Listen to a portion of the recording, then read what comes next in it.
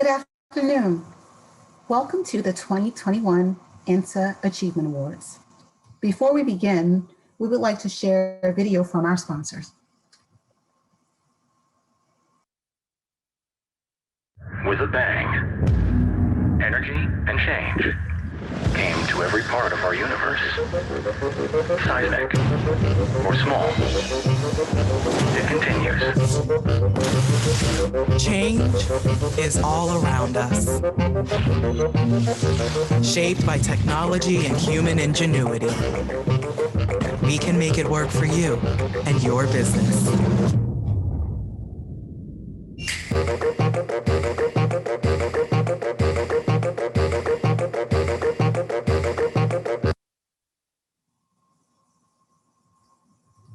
Please welcome INSA President Suzanne Wilson-Heckenberg. Good afternoon, and welcome to the 11th INSA Achievement Awards ceremony. Thank you for joining us for this truly uplifting event. While we wish we could be celebrating in person, today's virtual program promises to have the same Achievement Awards magic as in years past. For not only will we honor the legacy of former Baker Award recipients, we also celebrate the outstanding professionals who are following in their footsteps. And in a year when we all struggled to navigate a global pandemic, I am heartened to share that we had a record-shattering number of submissions, as well as unprecedented diversity in the agencies and organizations that participated. So while COVID forced us to pivot and reimagine how we accomplish our day-to-day activities, from childcare to at-home schooling to business meetings and bottom lines, it also showcased the incredible resiliency of our community and how our most valued asset, the workforce. The awardees we honor today have all stepped up to challenges, pushed boundaries, uplifted their colleagues, and made significant contributions to our nation's security. I am in awe of all they have accomplished and look forward to celebrating them this evening. Before we get started, most of you are all too familiar with the features of virtual platforms and how things can often go awry. I wanted to take a moment to remind you all that you are in control of both your camera and your microphone. Please ensure they stay turned off until the close of the program, at which point we will ask you to turn them on as we recognize our awardees together as a community. Now, I would like to acknowledge INSA's Intelligence Champions Council. Throughout the year, the Council does terrific work to encourage careers in intelligence and national security, including significant behind-the-scenes support of the Achievement Awards. I want to personally thank our Council Chair, Cameron Ward Hunt of Guidehouse, and Vice Chair Jen Savada of Mission Tech Solutions for their service to INSA in support of this event. It is my pleasure to welcome INSA Chairman Tish Long, who will kick off today's program.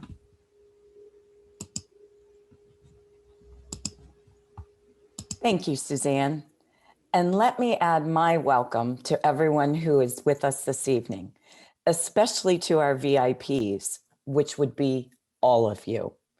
It is so good to see everyone, even though I can't really see everyone right now.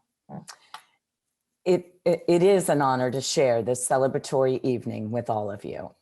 Events like this, after a year like no other, reaffirm the vitality of our community. Today, we recognize 6 individuals from academia, government, industry, the military, and the Homeland Security community who have made outstanding contributions in service of the U.S. national security mission. They exemplify leadership, professionalism, and excellence. Our honorees work long hours, at times far from home. This commitment to service demands a lot of their families too. I would like to offer a special welcome to the family members and friends of our recipients. We appreciate everything you do to support your loved ones. And that's a big round of applause. Thank you for all of your support. And to all the members of our community who have joined us today, to share in this celebration as we honor our community's future leaders. Thank you for your demonstrated support of our workforce. As Suzanne just mentioned, at the end of the program, we will ask all of you, attendees, awardees, family members, everyone, to turn on your cameras and join us as we come together as a community to toast these outstanding leaders. So be sure to have a glass of your favorite refreshment right nearby. Each of the Achievement Awards is named after a recipient of the William Oliver Baker Award, which recognizes lifetime achievement in intelligence. 3 of the award namesakes, Dick Kerr, Bill Studeman, and Joan Dempsey, are joining us this evening to present their awards. We are also honored to have with us Dr. Persis Drell, who will present the academic award named for her father, Dr. Sidney Drell. And former INSA President Chuck Alsop will present the Homeland Security Award on behalf of his good friend and mentor, Senator John Warner. We cannot do this without sponsors. Their support enables us to hold first-class programs like this one. I would like to recognize Accenture, Hawkeye 360, GDIT, Leidos, Penn State Applied Research Lab, SAIC, and Spadera and Associates. Now, it's time to hear from our keynote speaker, my good friend, Dr. Stacey Dixon, the Deputy Director of the National Geospatial Intelligence Agency and a career intelligence professional. It's my pleasure to introduce Tracy Eisler, National Security and Intelligence Managing Director, Accenture Federal Services, who will introduce our keynote speaker. Tracy, over to you. Thank you, Tish, and good evening, everyone. Accenture has been a proud supporter of INSA and its mission for many years. For me, personally, INSA has been a strategic partner for community networking and education. This is a critical environment for our teams to stay current and coordinated with the fabric of the IC. As we just saw in the opening video, it's never just about the technology, the latest in wearables, quantum, or machine learning. It's really about human ingenuity. That is what has made America different and able to meet insurmountable challenges with imaginative problem solving. Human ingenuity in combination with technology, that is what's truly meaningful for our work and our lives. At Accenture, we see people spark innovation every day. It all starts by bringing the people with diverse talents and experiences together with partners across the ecosystem, inside and out. It's a matter of creating space to explore the new, being open to new ways of thinking and doing and changing. I've seen it time and again, the extraordinary things that happen when people come together in our studios, labs, innovation centers to co-create, prototype, and scale solutions. We know that human ingenuity is what improves user experience and speeds adoption so that solutions and the people, specifically the diversity of people who use them to make an impact. We gather today to celebrate 6 outstanding professionals, as well as the senior leaders who inspire their success. And this year's awards are going to inventors, scholars, agency leaders, from contributing to the security of the 2020 presidential election, to finding better ways for agencies to work together, to studying the impacts of civil war on civilians. The awardees we will meet tonight have dared to explore the new, and we celebrate their efforts to make a difference. And so I am inspired tonight because we have someone who is a trailblazer for our future leaders as our featured guest. I have the honor of introducing Dr. Stacey Dixon, who has spent her career being a champion of change and innovation in the intelligence community. And she is not only a champion for innovation, but also for women in STEM. She sets the bar for exemplary leadership in the IC. Her career path includes science-focused leadership positions at the NRO and the NGA, serving as director of IARPA, as well as jobs supporting the IC oversight committees on Capitol Hill. In her current role as Deputy Director of NGA, Dr. Dixon assists Admiral Sharp in leading the agency and in managing the National System for Geospatial Intelligence. Tonight, we honor the next generation of leaders. We look forward to hearing Dr. Dixon's perspective on intelligence and national security, its people and its future. So without further ado, please join me in welcoming Dr. Stacey Dixon. Thank you for that very kind introduction, Tracy, and good evening, everyone. It is indeed an honor and a privilege to be here, and I'm thankful that INSA found a way. Not here.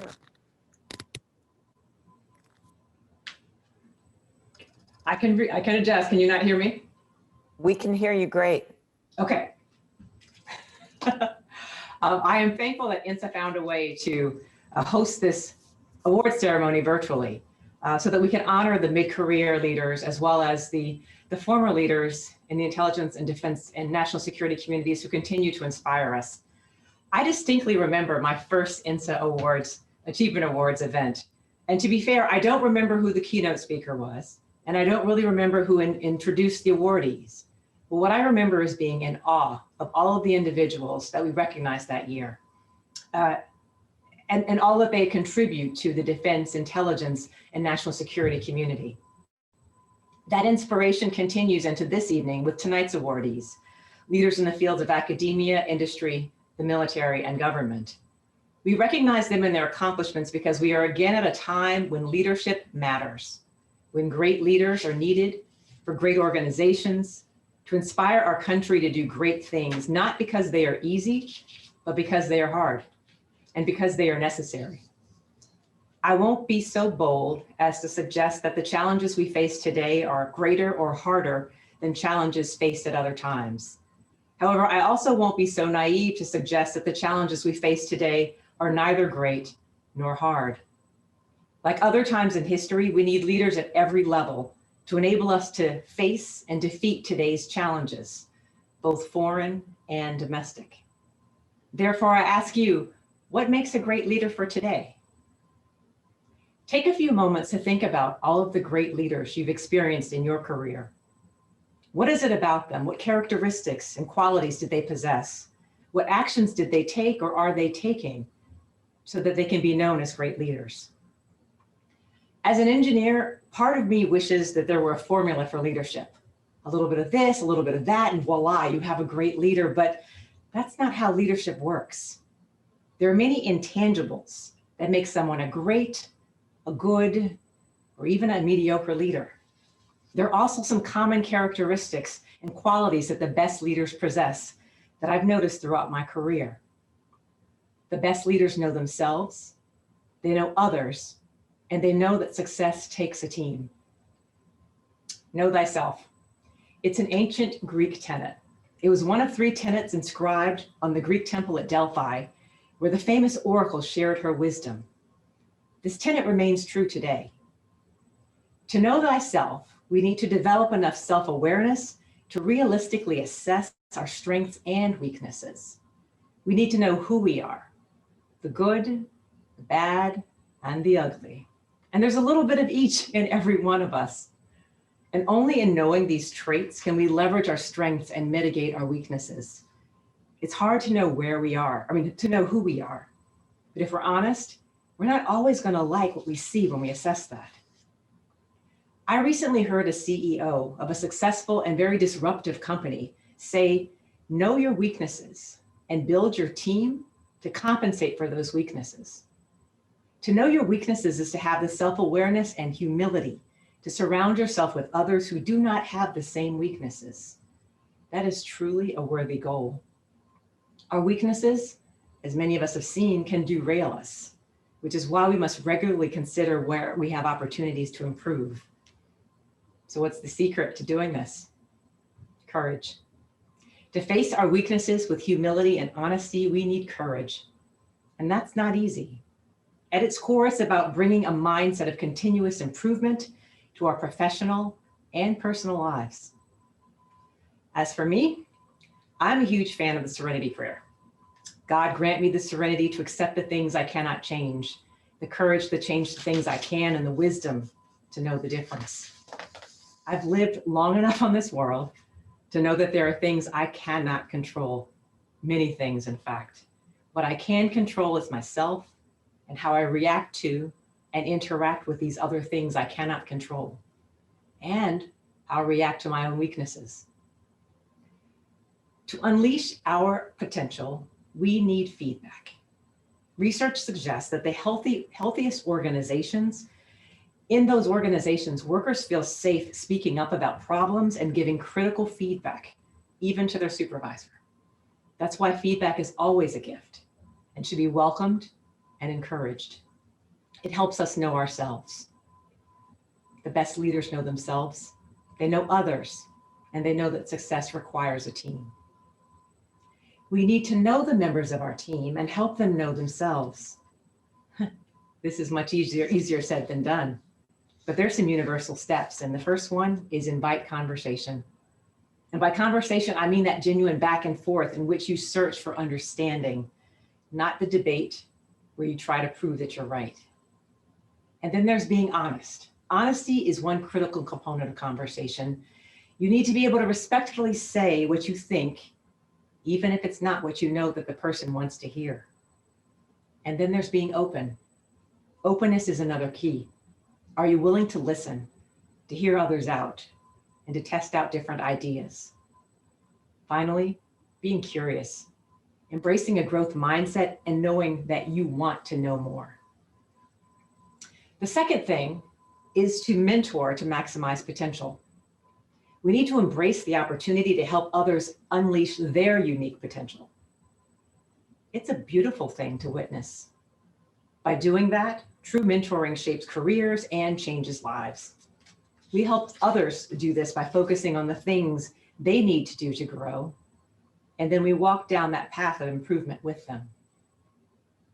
I have been blessed to have and continue to have amazing mentors of every background to help me get where I am today. I tend to have different mentors for different seasons of my life, so the list of those to whom I owe a debt of gratitude is long. In turn, I've done my best to try to pay it forward in my own mentoring. A time or two, I've insisted that people make a critical update to their promotion package and try again long after they were over the entire promotion experience. And when they finally got promoted, I reminded them of my role in their success in a friendly and a fun way, of course. I personally love hearing about people's career aspirations and helping them with those skill sets that they need to develop along the way so that when they have the opportunity to compete for that dream job, they're ready. Sometimes I help them think about the other ways that they can obtain certain skill sets rather than the path or the job that they seem to think is the only way to that future goal. We know our team members when we know their strengths, we know their weaknesses, and we know their dreams and aspirations. The best leaders know themselves, they know their team, and they know that success requires a team. There's an old saying, if you want to go fast, go alone. If you want to go far, go together, meaning that together we can go so much farther. And all the important things in your life, your career, your relationships, your values, need to be able to go the distance. So we need to be able to go as a team. We'll ever only get to those places we're trying to achieve and trying to go if we go as a team. And where we're going and how we get there are closely linked. And I'm not just saying that because I'm part of a geospatial organization. No, the where is our goal. It's how we define success. The what are the actions we take along the way. And the how is both the method of travel and the interactions we have along that path. The what and the how, they're each very important to determining whether we achieve success and achieve that goal and reach that destination. Some of those interactions are with that very team we're trying to lead. Others are with our partners, who are increasingly even more important along the way. And others are with individuals or organizations that actually might want to help or might want to keep us from achieving our goal. We need to think a lot about who we want to be, where we're willing to be, where we want to go, and individually as part of a team, how we get there. What are the priorities, goals, and values that we have? Where are we now with respect to those priorities, values, and goals? We can only answer these effectively with a big dose of, you guessed it, humility, honesty, and courage. Then, after answering these questions, we need a plan to achieve them. So how do we leverage every team member's talents? How do we create an environment so that those with the knowledge or skills have a seat at the table regardless of seniority or rank or appearance? Diversity and inclusion cannot be buzzwords, in fashion today, out of fashion tomorrow. There is too much work to be done to not allow everyone willing to contribute to be able to contribute. Knowing yourself and knowing your team requires an understanding of bias. Bias is biological. It's a fact of human existence. It isn't good or bad in and of itself. It just is. Our brains engage in bias all the time because they have to. It's the only way they can manage all of the information that's coming at them at a given moment. It's the shortcuts that help us survive day to day.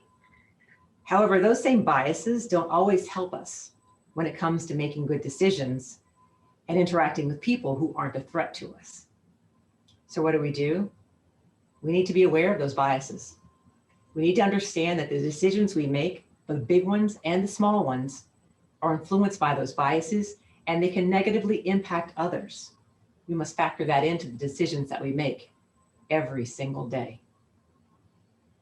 We'll still make mistakes, and others will make mistakes, but if we've built that trust by knowing our people and helping them along the way, we should be given the benefit of the doubt even when we make mistakes.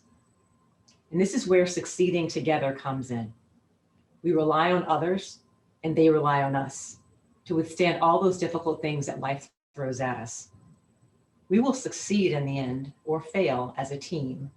And I, for one, would much rather succeed. So before I conclude, I want to say something about this moment in which we find ourselves. At NGA, we believe we're at a historic inflection point, both as an agency, as a nation, and the entire defense and intelligence community, really. Great power competition is increasingly contesting our shared prosperity, security, our freedom, and our way of life. Our competitors are trying to press the advantage in every domain. The stakes are really high. While we recognize that we're in a time of great change and challenge, we also see it as a great time of hope and opportunity. However, we will never achieve all that our nation needs us to achieve unless we know ourselves, we know others, and we know that success requires a team. The good news, and I think this is probably the best place for me to end, is that I'm absolutely certain that we are up for this challenge. And today's awardees remind us of that. So congratulations to all of today's awardees. Thank you for who you are and what you do. And I hope you enjoy this moment as we celebrate you. Thank you.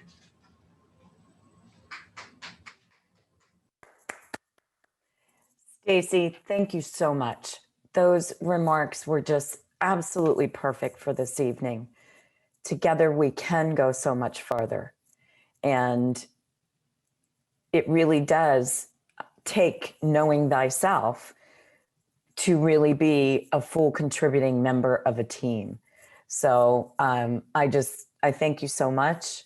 As you talked about inviting conversation, I think that is exactly what we need today as teams, as a community, and as a nation. So perfect. With that, I think it is on to the awards. And to kick things off, please welcome Rob Reinhart, Chief Operating Officer for Hawkeye 360, who will present this year's Industry Award. Thanks, Tish. I'm honored to be here today presenting this year's Edwin Land Industry Award to Derek Calmodo. Derek came to Hawkeye 360 4 years ago as a principal engineer for algorithm development. Derek has been instrumental in taking an idea using commercial small sat technology to produce world-class geolocations and turning that into a reality. A pioneer in this emerging field, Derek's contributions to the company are instrumental in the growth, capability, and performance. Derek's name appears on 2 of our patents. I've seen a lot of developers in my career, but few have made an impression on me like Derek. He's focused, methodical, dedicated, quick, analytical, and determined. He takes a level of pride in his work that shows in the performance and quality of the data products. He approaches interactions with a mathematical integrity and accuracy. He's always aware of his audience and who he's working with. His high quality of work helped the US government recognize value from commercial RFGOINT for intelligence analysis. When we encounter difficult problems, Derek's always in the room. His drive when confronted with challenging situations is like no other. He can rapidly prototype, analyze, and eliminate unknowns. We have this saying at Hawkeye 360 about Derek. If we could just put Derek in every satellite and in the system, we'd get this all done faster. The list of his accomplishments and attributes is humbling. It's my distinct honor to award the 2021 Edwin H. Land Industry Award to my colleague, Derek Calmodo. Congratulations, Derek. Wow, thanks, Rob, and thanks, Tish. Gee, what an honor to be recognized with this award. As you might imagine, I'm an engineer. I'm not used to these kinds of speaking engagements, so hopefully this turns out okay. There are a bunch of people I want to thank. These people have all helped me get here to where I am today, and then I'll end with a quick story and thought. So first, I want to thank Mom and thank Dad.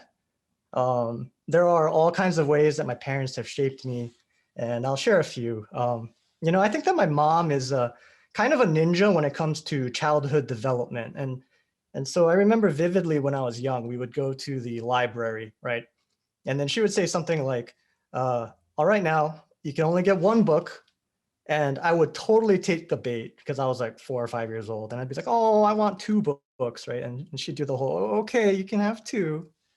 And so, my parents were always good at giving me space to grow into my own person, but they never shied from challenging me whenever I would slack off. You may be aware that a lot of Asian American youth often face a lot of pressure to pursue particular careers. But my parents showed incredible restraint in encouraging me to be whatever I want, so long as I worked hard and I was smart. And so, to their credit, they didn't seem to have any existential crises when I was in high school, and I had half-baked aspirations to become a professional video game player. But there may have been some conversations I wasn't privy to. My dad has always been a solid sounding board when it comes to life decisions and career things. And in some ways, it was easy to move into federal service after my college years because of his work in government. Nowadays, I love hearing stories about his time in leadership in the workplace. And sometimes the stories sound a little bit too familiar, if you know what I mean. We might be a little bit more alike than I like to think. But anyway, I just want to say thanks, Mom. Thanks, Dad. I wouldn't be here without you. Second, I want to briefly thank my girlfriend, Lucy. In so many ways, she's been supportive and understanding, especially when work got busy and I'd be unavailable for whatever reason. In addition to being generally awesome, she's helped me to develop discipline in various areas of my life. And so, Lucy, you're a bright spot in my life. Thanks for being so good to me. To my many former coworkers and colleagues in the government who gave me space to learn and grow and were patient with me in so many different ways. I want to thank you for the best first job I could have asked for coming out of college. The biggest skills I learned during my time in the government was how to learn and how to apply that knowledge to problems. And so having that time in my schedule to fill my brain with various topics and signals and math and statistics, and sometimes from literally the best people in the world, is brought me to a place where, I can tackle new problems from the ground up. And I've basically built my post-government career on that, and I will always be thankful for that experience in those years. And finally, to my teammates at Hawkeye 360, I want to say thanks for the opportunity of a lifetime. I never would have imagined that we would be as successful as we are today. And so, running down the list, to the company leadership and to the co-founders, you all set the challenge before us and you let us thrive in uncertainty until we came out the other side with workable solutions to the hardest problems. So thank you for that space. To John, our CEO, I remember when I first talked with you on the phone, I had reservations about leaving the nice, stable government job to join the startup. I wasn't sure what it would look like. And so, thank you for everything you did in those early days to make this company a reality. And thank you for your vision and your continued leadership as we grow this company to something even more special. To Rob, our COO, I learned so much about the intersection of engineering and the rest of the company whenever we chat. And so thank you for instilling those nuggets of wisdom into me and helping me grow into a more complete employee. To Chris, my boss, I think it's fair to say that we are reaping the fruit of all that trust you placed into me and the team. And so thank you for giving me that space and that time, again, to explore the math and the physics and those foundational principles to let us dig deeper. I've enjoyed learning from your own career experiences. And so thank you for continuing to push me in the direction of making that turn from being individual contributor to being a real force multiplier. To Nick and EJ and the countless other people at Hawkeye and the various teams, there's so much that we've been through in the young history of this company. And I'm so glad that you guys were there for every bit of it. Thank you for your guys' leadership and for teaching me about Kramer-Rao lower bounds and Kalman filters, and for keeping the trains running on time. And then a special thank you to our space team. For anyone not familiar with Hawkeye 360, something we do is we geolocate radio transmitters that are on Earth from our satellites in space. And obviously we can't do that without satellites in space. And so, space is hard and there's a ton of work involved in launching and operating the satellites. And we all appreciate how hard they work to keep everything going. So special thank you. So yeah, I'll close with a quick story and a thought, to give you all an appreciation for what we do at Hawkeye 360. I'll briefly describe, one aspect of the engineering challenges of geolocation. I like to say that there's about a dozen stages of geolocation, and each step requires an incredible attention to detail. And so if you mess up anywhere, you're not going to get the best answers when you get to the end, right? Some of these challenges, they range from getting the hardware right to getting the math right to making sure you program it right. And then you need the right statistical models at the right times. There's just a big orchestrated dance of work that goes into geolocation. And the work to do this well at scale is challenging. There are many hands involved. We'll come back to this in 1 second, but when I first started, I showed up to an office space that was probably about 3 t-shirt sizes too big for our head count. And technical ambitions that might be best described as a dream at the time.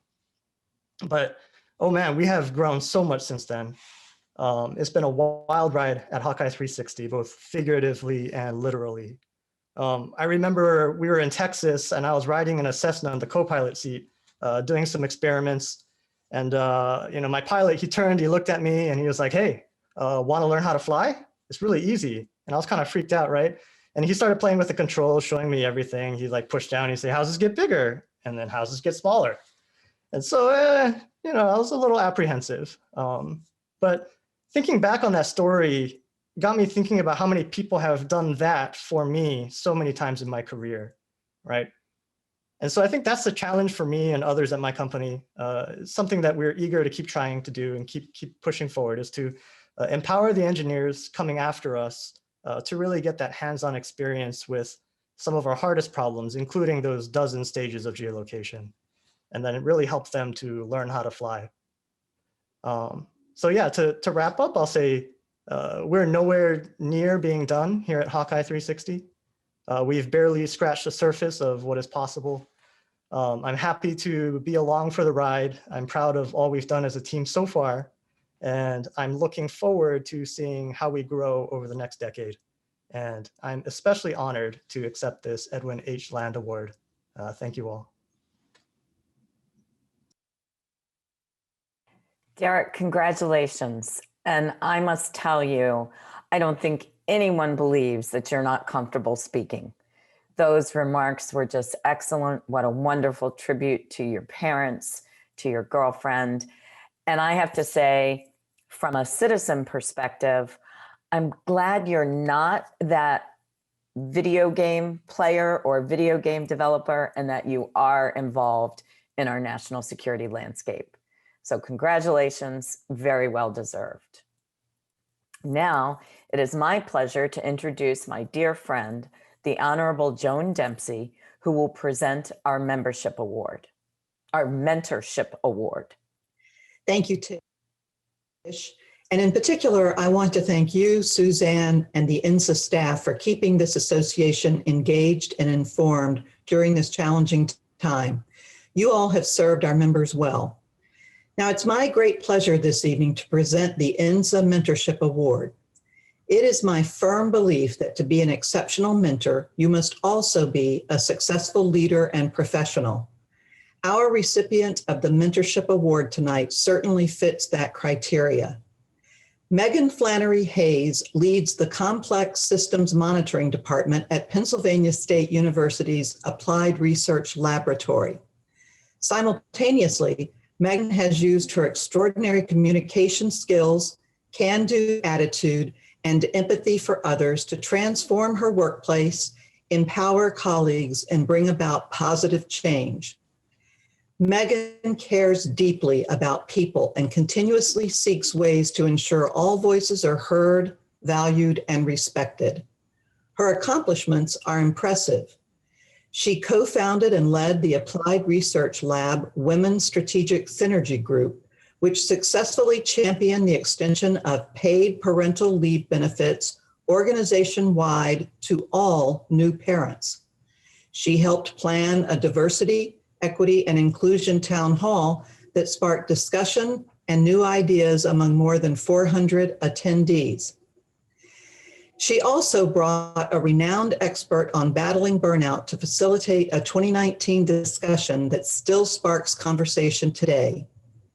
A true supporter and mentor for others, Megan encourages colleagues to grow in their respective fields and to take advantage of new opportunities. She gives generously of her time and contributes to national organizations such as the Society of Women Engineers, and serves her local community as a board member of CenterSafe, which helps survivors of domestic and sexual violence. Megan Flannery Hayes is innovative and brave. She believes in people and brings out their best. It is my great pleasure now to present the 2021 Mentorship Award to Megan Flannery Hayes.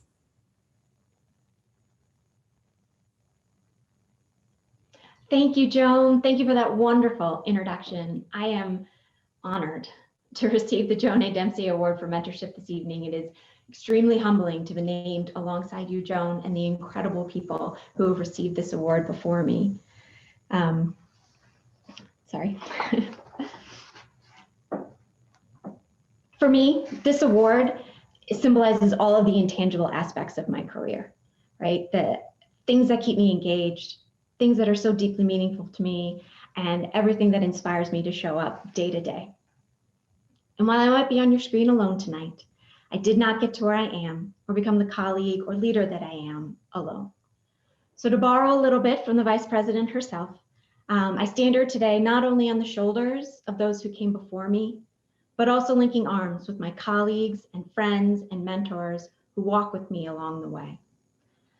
I started my career in the intelligence community as an analyst right after 9/11, excited to make a difference, but not really sure what that would look like, where it would take me. I was very blessed in the infancy of my career to have two incredible women as my department head and branch chief, who took the time to teach myself and my colleagues, not just the rules, but the unwritten rules, and the importance of community and building each other up along the way.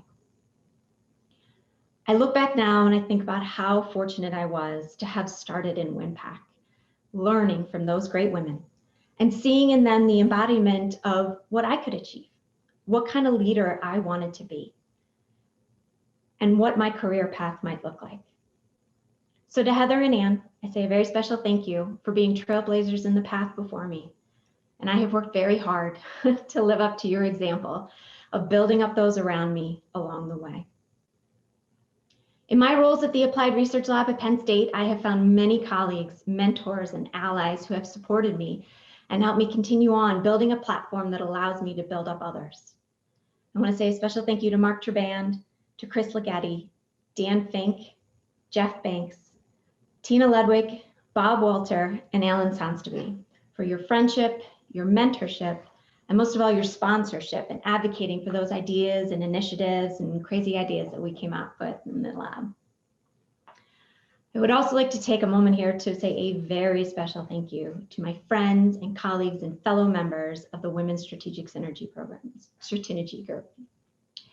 We began as a group of very like-minded women, simply discussing our shared experiences, trying to figure out how we could communicate to our leadership and to our peers what was important to us.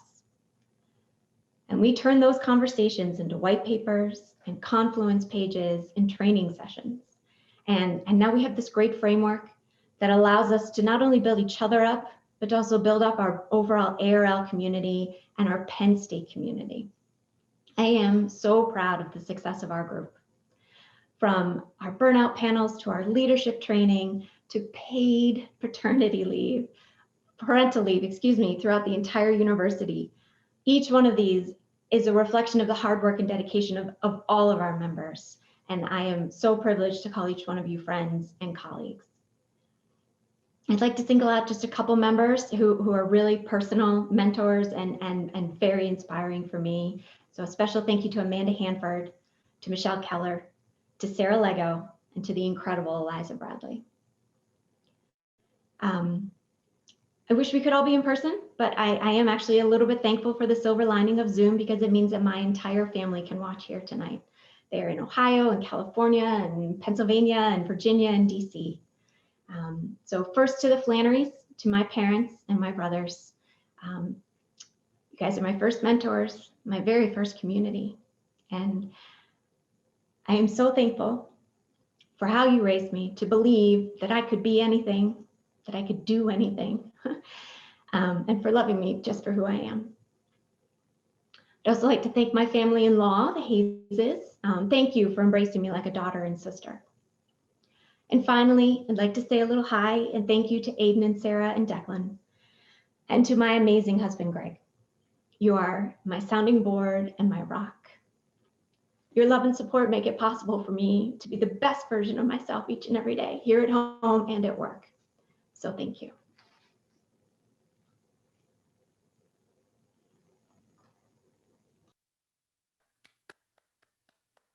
Megan, congratulations. No surprise to me that the winner of our Mentorship Award calls out all of her mentors. I am just so pleased for you, and I thank you for your contribution to the profession and to our community. Next, we are honored to welcome Dr. Persis Drell to present the academic award named in honor of her father, Dr. Sidney Drell. Persis, over to you. Thank you, Tish, for that very nice introduction. I do want to note that were he alive today, my father, Sidney Drell, would certainly be here participating in this event. He would be proud, as I am honored now, to present the academic award to Meg Gulliford. Meg Gulliford embodies what it means to be a dedicated scholar, engaged community member, and esteemed role model. While a PhD candidate at Tufts University's Fletcher School of Law and Diplomacy, Ms. Gulliford brought service as a defense analyst for the US government and on-the-ground experience in a war zone to her work on the complex dynamics of foreign intervention. The strength of her research, which investigates how external intervention impacts the victimization of civilians in civil wars, has been recognized by the broader community, earning her a prestigious multi-year fellowship to be in residence at Perry Worldhouse from the University of Pennsylvania's provost. Committed to improving diversity and inclusion in public service, Ms. Gulliford engages in policy debates about what it means to be an underrepresented minority in the disciplines of international relations and national security. She publicly shares her academic and career journeys, and she provides guidance to the academic community on how to combat discrimination against women and minorities in the field. On behalf of my father, it's my privilege to present the 2021 Sidney D. Drell Academic Award to Meg Gulliford. Congratulations, Meg. Thank you, Provost Drell. Thank you so much for your kind introduction. It is my deep honor to be selected as the 2021 recipient of the Intelligence and National Security Alliance's Sidney D. Drell Academic Award. I would first like to thank Dr. Monica Toff for believing in me enough to nominate me for this award. I arrive at this point where I can be nominated for and selected as the recipient for the Drell Award because I firmly subscribe to my own personal interpretation of the words of James Baldwin. I remember from whence I came, and because of it, I don't believe there are limitations on how far I can go. This is an award honoring academic achievements, which for me starts with educators, not all of whom were classroom instructors. These are the folks who've made tremendous differences in my nonlinear path towards an academic career. That journey began in a tiny central Kansas town with a family that encouraged voracious reading and a curiosity about the world. It is in this same town that I learned from individuals such as David Walgren, Randy Willis, and Sylvia Byers, who put me on a path towards the University of Pennsylvania, Harvard Kennedy School, and Tufts University, where I encountered professors such as John DiIulio and Suzanne Cooper, and eventually my dissertation committee made up of 4 outstanding women in Katrina Burgess, my dissertation chair, Jenny Aker, Zeynep Balutgil, and Monica Toft. These 4 women believe in me more than I believe in myself, and each of them has encouraged me to practice courage and not shy away from taking chances. I took a risk when I decided to establish a career working in national security, which included working for INSA Chairman Ms. Tish Long, rather than federal law enforcement. It is on the same risk that my research agenda rests. Without this risk, I never would have been sharing a bunker in Baghdad, Iraq, with an Iraqi-American interpreter who I asked a simple question: how is your Iraqi-based family doing since the invasion and occupation of coalition forces? This question was the basis for my dissertation project and motivates several other levels of effort. This single question has now led me back to from whence I came academically. I was fortunate to grab the brass ring of a multi-year fellowship from the provost's office that brought me back to my academic home at the University of Pennsylvania and Perry Worldhouse. It is at Perry Worldhouse where I am under the mentorship of Dr. Mike Horowitz and learn from the leadership of LaShawn Jefferson and Dr. Michael Weisberg, and have an outstanding group of colleagues in postdoctoral fellows and lightning scholars and Perry Worldhouse permanent staff who encouraged me beyond anything I could have imagined. While my academic work focuses on the effects of intervention on violence against civilians and armed conflict, my recent public-facing scholarship reflects my lived experience as a woman of color working in national security and academia. And in that, I have been able to really speak to personal issues and talk about how far we have to go, but also how far we've come.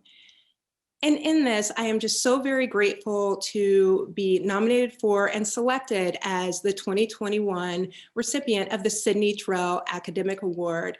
I thank INSA, my colleagues at Perry Worldhouse, and all of those educators along the way who have made it possible for me to get here. Thank you so much.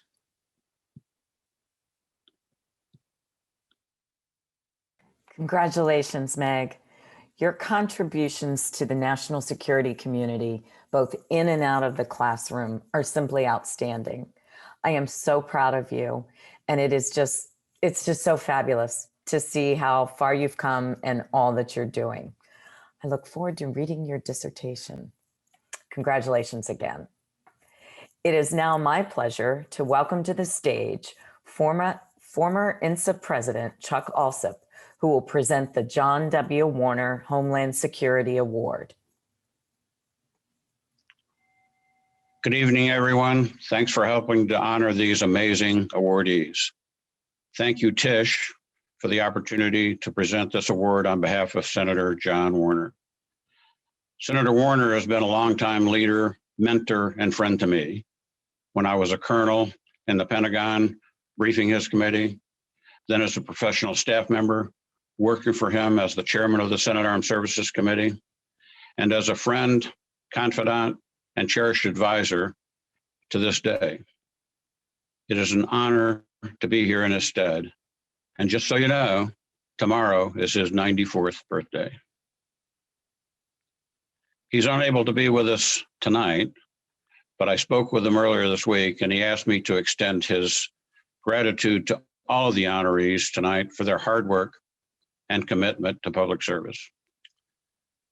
I had the opportunity to tell him about the amazing work Victoria Rossi is doing for the Cybersecurity and Infrastructure Security Agency, and he was humbled to know that the award that bears his name was going to such a dedicated and inspirational public servant. He sends his personal, heartfelt congratulations. Victoria's dedication to the mission, her can-do attitude, and exemplary service are the perfect embodiment of CISA's mission to defend today, secure tomorrow. An intelligence analyst for CISA, Ms. Rossi made significant contributions to the safety and security of the 2020 presidential election. She delivered briefings at weekly ODNI-led election security synchronization meetings, ensuring interagency decision makers had current and accurate information. Victoria provided dozens of intelligence briefings for CISA executive leadership on cyber and physical threats to national critical infrastructure. She also spearheaded the acquisition process for systems and equipment supporting not only the election team, but the entire CISA intelligence division. Victoria's hard work and commitment are infectious. She is a mentor, counselor, confidant, and cheerleader for her colleagues. She leads by example and seeks out opportunities to support those around her, even boosting morale by making home-cooked meals for her team. Now that is truly above and beyond. On behalf of Senator Warner, I am proud to present the Homeland Security Award to Victoria Rossi. Congratulations, Victoria. Good afternoon, everyone, and thank you, Chuck, for the introduction. I'm so happy and humbled to receive the John Warner Homeland Security Award. Thank you, INSA, for organizing this virtual event. As much as we all would have loved to have dressed up and attend a fancy ceremony with the best this nation has to offer, I'm glad this event is virtual and we can enjoy the champagne from home in the comfort of our pajamas and with our pets. Ms. Dixon, your words are the embodiment of leadership. Thank you for setting the bar for all of us to strive for. Also, I do want to take a moment to apologize if my cat makes an appearance. Callie is very fond of video calls, and it's better for everyone if the door stays open. So she may hop behind me. So thank you. I hope she's entertaining. First, I would like to recognize the namesake for this distinction, Mr. John Warner. Much to my embarrassment, I had not heard of Mr. Warner prior to this award, and I have since learned about his extensive career with the military, elected offices, political appointments, and his dedication to support the field of intelligence that I call home. His tireless advocacy has paved the way for national defense professionals. Sir, if you are watching, thank you for your service to this country over these many years, and happy birthday tomorrow. My career in government service has been spread between both military and federal service throughout these past 8 years. I joined DHS's Cybersecurity and Infrastructure Security, CISA, in 2016 when it was still known as the National Protection and Programs Division. Not a real cool agency name for a 24-year-old operations analyst, but I had finally breached government service, and I was in. There on the watch floor, I was taught the importance of timely and accurate information to your people on the ground. My intel training with the Army gave me the foundations to understand the intelligence cycle and the fundamentals of analysis, and coming on with CISA as an intelligence research specialist in 2017 only fostered that growth. There, I focused on intelligence analysis with a focus on protecting the nation's critical infrastructure on both physical and cyber fronts. To jump forward, I spent this past year working election security with some of the finest members the cybersecurity world has to offer. I was one of 2 analysts in my division working every day in the SCIF in a global pandemic, focusing on nothing but 2020 election security, where the basics were important and getting the right information to the right people as fast as possible was the priority. To touch on a few things, otherwise we'll be here all night, we supported interagency communication and operational deconfliction, coordinated on IC reporting and products, and even assisted with the release in public service announcements combating disinformation and misinformation in the public sphere. As crazy as this past year was, as we all know in some way, I can't help but look back and reflect on how fortunate I was to gain the interagency relationships, experience, and now this recognition with INSA and the John Warner Award. I am thankful and filled with so much gratitude to have been submitted, let alone selected, to receive the John Warner Homeland Security Award. There are countless others who are equally deserving of this recognition, many within CISA, and I would also like to thank everyone who supports the defense of this great nation. I would like to thank my parents, my husband who's sitting right next to me, Henry, my colleagues at CISA, and other federal agencies in our government's alphabet soup. This recognition would not have been possible without their support and dedication. And as Ms. Dixon stated, success truly takes a team. Defend today and secure tomorrow.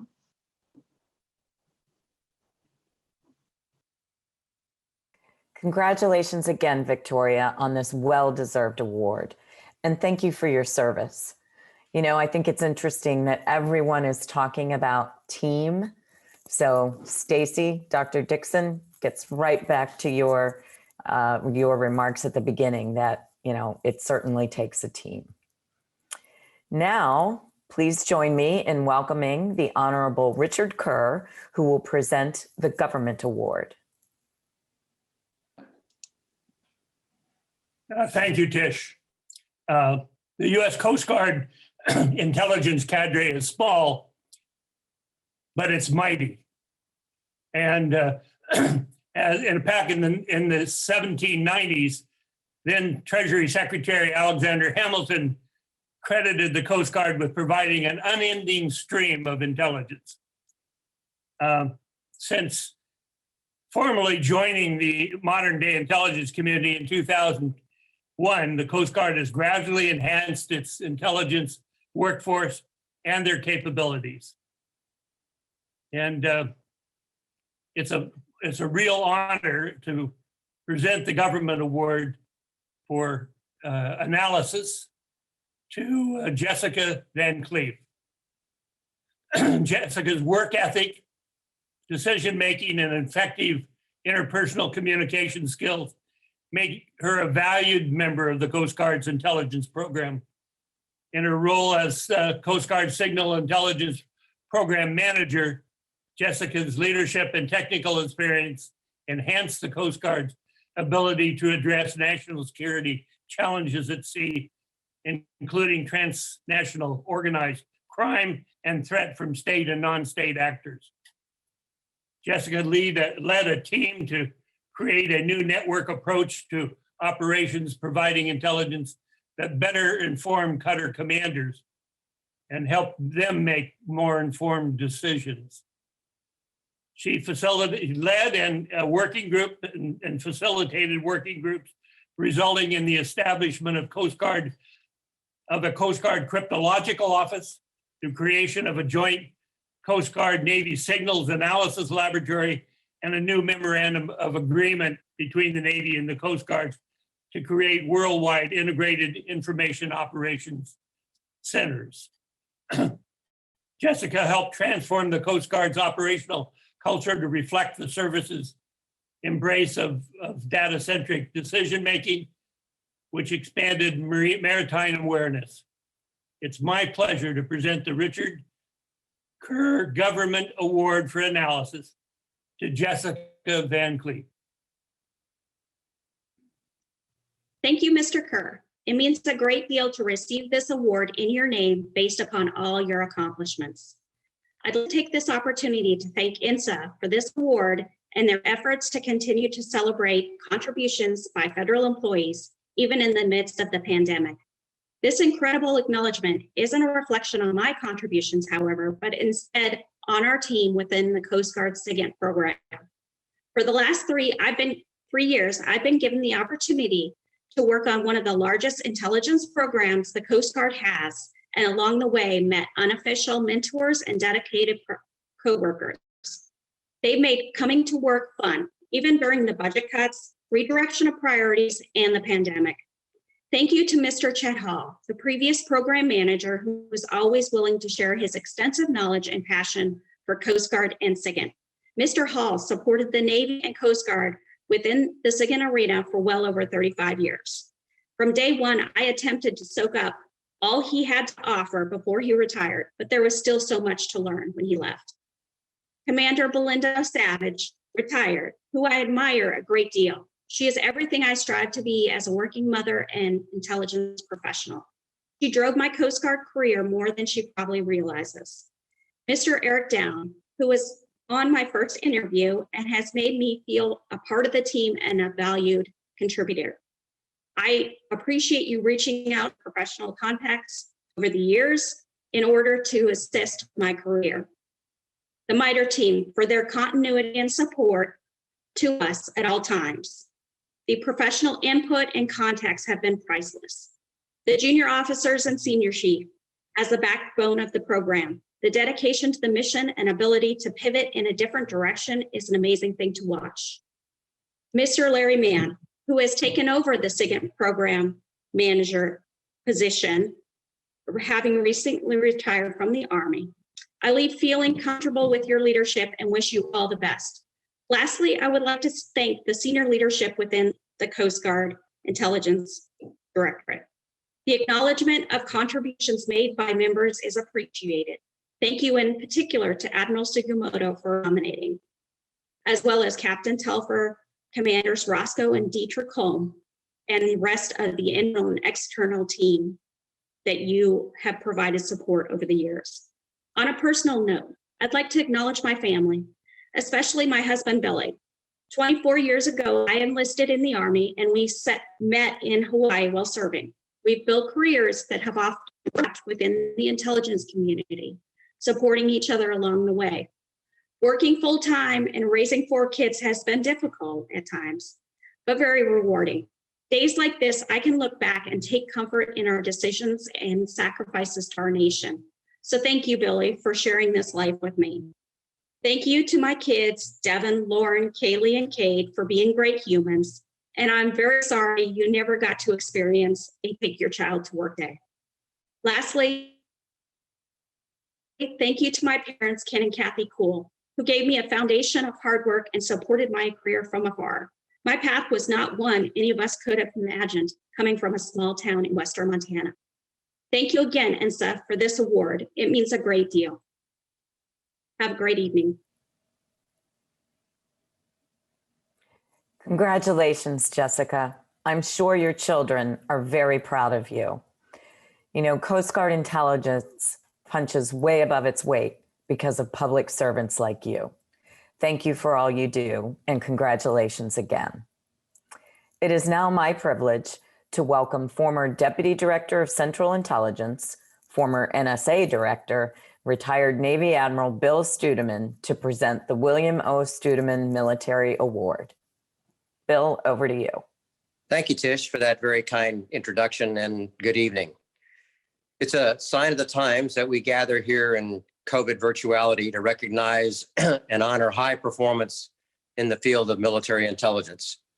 Personally, I regret not having the opportunity to be gathered with this year's honoree, his family, and professional colleagues. The events at the Institute of Peace and the gatherings before are always a wonderful event to get to know the recipient. That said, our recipient of this year's Military Achievement Award is submitted by Mark Damiano of the National Security Council Executive Office of the President. Our awardee is Army Major Arturo, known as Jay Tibian. Jay is awarded this recognition based on his sustained excellence at the JCS, Central Command, and the White House Situation Room over the past 5 years. Jay served as the J2 exec, a J5 briefer, and deputy divisional chief supporting the chairman, the chiefs, and the Secretary of Defense. At CENTCOM, he supported the commander during several crises. And at the White House, Jay leads interagency coordination and strategic threat warning efforts. He's been involved in several key special projects related to North Korea. Jay was a JCS fellow at MIT's National Security Studies program. In 2017, he was the JCS Intelligence Officer of the Year, and he was also a DoD fellow to State Department's Executive Leadership Seminar. Jay is a PhD candidate, graduate of the Command and General Staff College and the Joint Force Staff College, all with extremely high grade point averages. Despite all this, he still manages to balance home life and his 3 children. It is a privilege for me to help INSA recognize Major Jay Tibian for his high achievement and support of military intelligence. Congratulations to Jay and his family on a job well done and an award well deserved. Thanks very much for the opportunity to be with you. Thank you, Admiral Studeman, for the introduction and for presenting me with this prestigious award. I'm deeply honored. And it is actually that much more special and memorable for my family and I to be presented by the actual namesake. So thank you very much, sir. Looking back at the tradition of the INSA Awards, legacy of previous winners, and the amazing backgrounds and accomplishments of my fellow recipients, I quickly learned 2 things. Number one, I'm truly humbled and so very lucky to have been selected by INSA for this award. Number 2, I learned that I need to quickly accept this award before the selection committee realizes their mistake. I have already received the hardware, so possession is 9/10 of the law. In all seriousness, the theme today is that it takes a village. When you look at the participant list here tonight, you can see that there are a number of legends, past and present, taking time out of their extremely busy schedules to support this event. And when you look at past and upcoming INSA events, you can see that they do an incredible job of providing opportunities for legends to share their experiences, insights, knowledge, and connect with current and future leaders across the intelligence and national security communities. I'm grateful to be a part of that. And I'm truly humbled to be able to share this moment. It's just so much bigger than one person. This moment is for the amazing leaders and mentors that I've had at the White House, US CENTCOM, the Joint Staff, DIA, and 69th Air Defense Brigade that all saw something in me and took the time to invest in my growth and development. This moment is also for my teammates and the amazing teams that I've been fortunate to be a part of in collaborating to achieve something special in support of the greater good. And most importantly, this moment is for my family who have been with me through the challenging assignments, the deployments, 13 military moves so far, and countless missed birthdays, anniversaries, and holidays. Going back a generation, my parents sacrificed so much to immigrate here in hopes of giving our family a better life. I was only a toddler, but I remember that we didn't have much. My parents focused on teaching me the value of education, perseverance, and honor. They taught me about freedoms and opportunities that we didn't have before, and that we needed to earn them constantly. I had a good role model growing up, and I come from a family with long tradition of service. Between my father, 4 uncles, and 5 cousins, my family has 220 years of service in the Army, the Air Force, and the Navy. I knew back then that I wanted to serve and give back to this country that has given us so much. But regardless, never in my wildest dreams did I ever imagine that I would serve in the organizations and roles that I've had. And I never thought I would be here today receiving this award and sharing my why with you. I'm extremely humbled and still shocked. I'm just overwhelmed by all the positive messages I've received. With that, I'd like to share a special moment with my family. Christine and I are going on 17 years. She's my rock, my better half, and don't tell her, but she is usually almost always right. To our boys, Jaden, Giovanni, and Jackson, they are just amazing, great kids. They remind me every single day that I am work in progress, and they inspire me to be better. Jaden wants to grow up and serve in the military one day and work at the Pentagon or White House. Jackson wants to enter law enforcement and protect people. And Giovanni wants to grow up to be either an astronaut or president. So apparently the bar is set pretty low.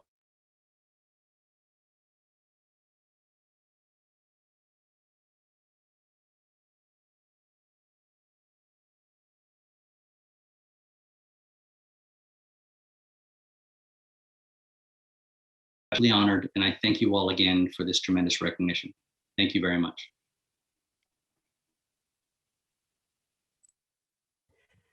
Congratulations, Jay, and 220 years of service that your family has provided. That is quite impressive. And congratulations to all of our recipients for your service to this country. That concludes the award presentations. However, hang tight. We now ask that everyone turn on their cameras so our awardees can see the community who supports their work, celebrates their successes, and serves the same shared mission.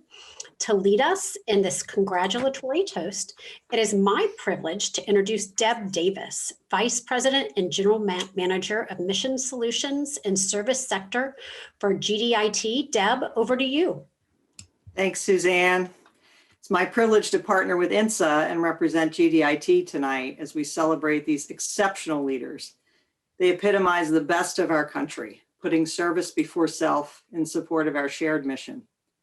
It's especially heartening to see so many of our awardees' family members, colleagues, and senior leaders on the screen tonight. This is truly a celebration of our community. And while we all wish we could be together in person to honor their accomplishments, this has been a wonderful event and a recognition that the future is bright thanks to the efforts of our honorees. So everyone, please raise your glass and join me in a toast. First, to all who dedicate their lives to advance our nation's security. And then tonight, especially, to our 2021 Achievement Award honorees. Thanks to all for everything you do. Cheers, everyone. Hear, hear. Cheers. Cheers. Cheers. Congratulations to our awardees. May the force be with you. So before we close out the evening, I would like to thank Dr. Stacey Dixon for her inspiring remarks, my boss, Tish Long, for doing such a terrific job emceeing tonight. We had a lot of moving parts, as you all can only imagine, but she navigated, as always, like a pro. And also to INSA's Intelligence Champions Council for their incredible support, to Cameron and Jen, and our events and marketing team for overseeing the execution of this program, and our amazing INSA interns, Becca Cooper and Nicholas Damianos, who managed all the logistics from beginning to end, and who are all looking for jobs, our sponsors for their generous support of this evening, and of course, thank you to all of our award recipients and their families for all that you all do each day in service to our country. This concludes today's ceremony. Stay safe, healthy, and enjoy the rest of your evening. Thanks again. Cheers. Cheers. Thank you. Thank you.